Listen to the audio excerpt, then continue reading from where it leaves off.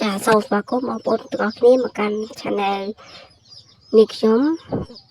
នេះទានរឿងបឡំលោកបងប្អូនកុំភ្លេចចុច like និង Subscribe ដើម្បីបានទស្សនាវីដេអូបន្តទៀតថ្ងៃនេះគឺមានរឿងនិស័យស្នេហ៍លោកប្រធានភាគ10ភាគ15បងប្អូនកុំភ្លេច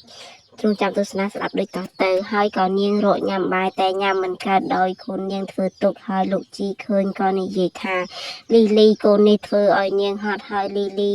ថាមិនអីទេលោកជីសួរថានាងចង់ទុកកូននេះទេនាងថាបើមិនដឹងទេខ្ញុំជាម៉ាក់គេប្រកាសជាចង់ទុកគេហើយតែខ្ញុំទើបអាយុ19ឆ្នាំទេនៅរៀនទៀតកើតមកគ្មានអ្នកមើលហើយគ្មានលុយចិញ្ចឹមគេទេលោកជីឆ្លើយថាខ្ញុំជាអ្នកមើលកុំបារម្ភខ្ញុំនឹងជួយម៉ែដោះ3នាក់ឲ្យមកមើលបើបារម្ភរឿងរៀនខ្ញុំនឹងជួយគ្រូមកបង្រៀនផងដល់ផ្ទះរាល់បញ្ហាខ្ញុំដោះស្រាយឲ្យនាងនៅបារម្ភអីទៀតបន្ទប់មកទូរស័ព្ទនាងក៏រោហើយនាងក៏លើកហើយម៉ាក់នាងក៏និយាយថាអាឡូលីលីម៉ាក់មានបញ្ហាហើយម្ចាស់បំណុលមកដល់ពេទ្យទាលុយហើយឆាប់យកមកឲ្យលឿនឡើងគេមកយកលុយព្យាបាលប៉ាឯងហើយលីលីឆ្លើយថាខ្ញុំទៅដល់ឥឡូវហើយនាងក៏ស្ទុះក្រោកឡើងហើយលោកជីក៏ចាប់ដៃនាងហើយនិយាយថានាងមានរឿងអីម៉ាក់ខ្ញុំនិយាយមិនច្បាស់ទេខ្ញុំទៅមើលសិននិយាយឲ្យច្បាស់ម៉ាក់ជំពាក់លុយរបែងគេតែប៉ាខ្ញុំសន្លប់មិនទាន់ដឹងខ្លួនទេហើយម៉ាក់ខ្ញុំបង្ខំឲ្យសញ្ញេឲ្យខ្ញុំធ្វើមិនទៅខ្ញុំទៅជាមួយនាងមិនបាច់ទេលោកសម្រាប់សិនទៅខ្ញុំទៅបន្តិចខ្ញុំមកវិញហើយលីលីក៏រត់ចេញទៅលោកជីក៏និយាយថានាងនៅតែមិនគិតឃើញខ្ញុំមុនគេដដែលគេក៏ហៅជំនួយការឲ្យទៅតាមលីលីម្ចាស់បំណុលក៏បានបង្ខំម៉ាក់លីលីឲ្យសញ្ញេលីលីក៏បានមកដល់ហើយស្រែកថាទេមិនបានទេលុយ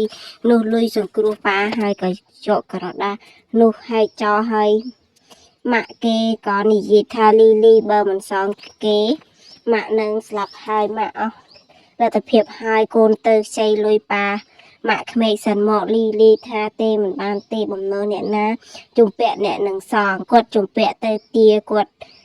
ទៅកុំមកពេះពលលួយប៉ាខ្ញុំចាស់បំណុលថាប្តីប្រពន្ធរួមសុខទុក្ខប៉ាឯងជាតាចាស់ឈឺទៅហើយចាំបាច់ចំណាយលុយព្យាបាលធ្វើអីលុយនេះខ្ញុំជាអ្នកចេញអ្នកណាក៏គ្មានសិទ្ធិប៉ះដែរលីលីជួយម៉ាក់ផងម៉ាក់នៅក្មេងចាំម៉ាក់ធ្វើការសងវិញណា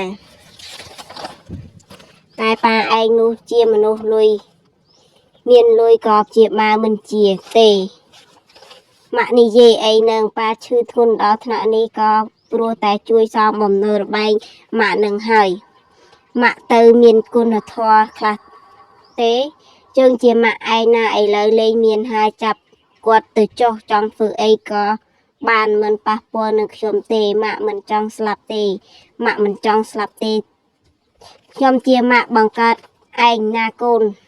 មើលចុះគេថាសង្សារកូនឯងមានលុយណាស់ទៅខ្ចីគេទៅនាងថាមិនបានទេហើយនាងគិតថាលោកជីត្រូវដេកពេទ្យព្រោះខ្ញុំមិនអាចទៅសុំលុយគាត់ទៀតទេនាងថាទោះជាសម្រាប់ខ្ញុំក៏ខ្ញុំមិនទៅសុំលុយគាត់ទៀតទេស្រាប់តែលោកជីក៏មកដល់ហើយនាងក៏ដើរទៅរក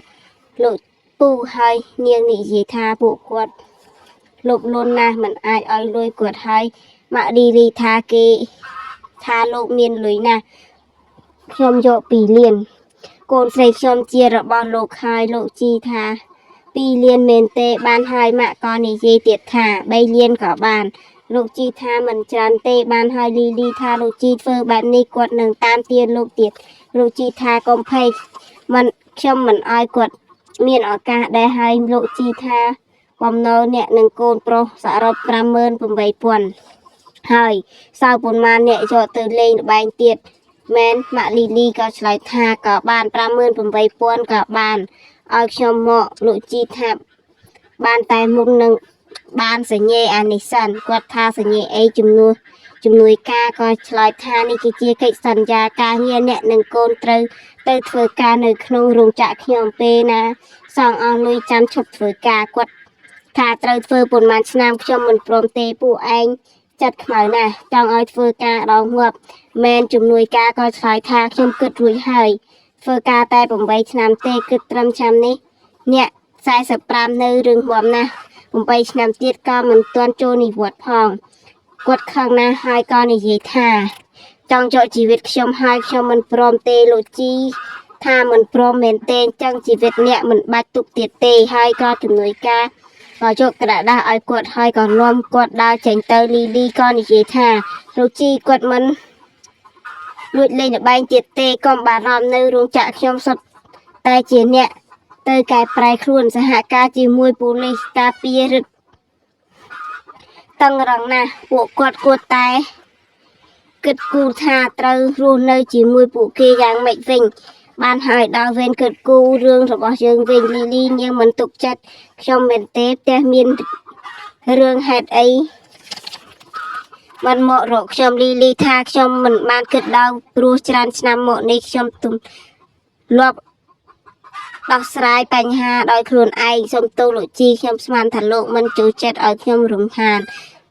លោកខ្ញុំនឹងមិនខឹងទេប្រាប់ឲ្យថានឹងមើលថែនាងជើងបន្តរឿងមិញ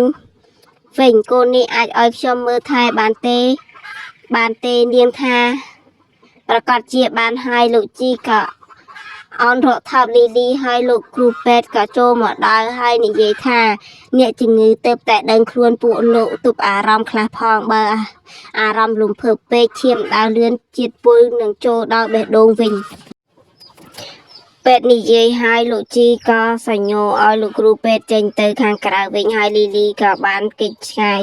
ពីលោកជីហើយលោកគ្រូពេទ្យក៏បានចេញទៅខាងក្រៅវិញហើយលោកជីក៏អោនរត់ថាប់លីលីទៀតតែលីលីក៏គេចហើយនិយាយថាខ្ញុំស្រេកទឹកទៅរត់ទឹកផឹកសិនហើយក៏រត់ចេញទៅនាងដើរបណ្ដើរញញឹមបណ្ដើរហើយបានដើរទៅដល់កន្លែងនៃគ្រូពេទ្យ3នាក់កំពុងនិយាយគ្នាថាលោកជីសង្ហាមានលុយដូចជានាំស្រីស្អាតមកពិនិត្យរូបស្ត្រីគាត់ល្អនឹងនាងណាស់មិនដែលឃ្លាតទេមិនដឹងថាសង្សារថ្មីនេះគាត់នៅជាមួយបានយូរប៉ុ